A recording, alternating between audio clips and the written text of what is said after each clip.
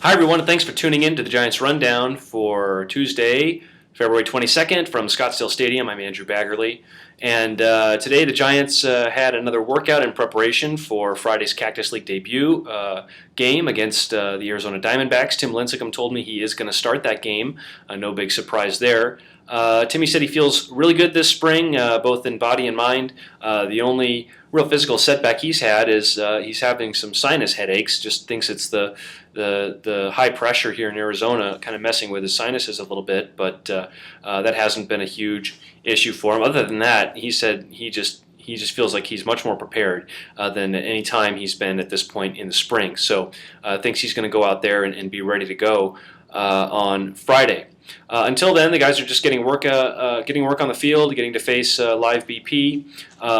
Today they took the field about an hour later than normal because they had a meeting with Steve Palermo. He's Major League Baseball's umpiring supervisor, going over rule adjustments or enforcement issues. I'm told the name Phil Posey did not come up in the meeting, although the Giants certainly remember that game in June against the Mets when Travis Ishikawa scored what looked to be the walk-off run, and Posey waved it off and called him out. Said the catcher made a good attempt to put a tag on him. That didn't go over so well in the Giants clubhouse, and Travis Ishikawa said, yeah, he's thought of that game a little bit, and he'd be thinking about it a lot more if the Giants hadn't won the NL West and gone on and done what they did. But anyway, Madison Bumgarner was among the guys who really stood out, looked good today, throwing live BP.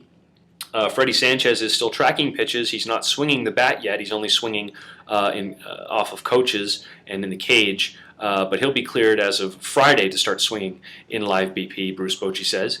And again, he probably won't be ready to be in the lineup for Cactus League games for at least a week, maybe a little more.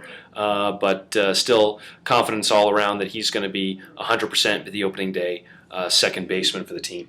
Pat Burrell, who had a root canal yesterday, was back. No problems there. There's going to be a 2-inning inter-squad game on Thursday, mostly minor leaguers. The four pitchers to give you: left-hander Wilman Rodriguez, the former Arizona Wildcat closer Jason Stoffel, Ryan Verdugo, the lefty, and Jose Casilla, the younger brother of Santiago Casilla. And Verdugo, Bruce Bochy started calling him Vertigo, and finally just shortened that down to Dizzy. So that's what Ryan Verdugo's name is. He's the new Dizzy.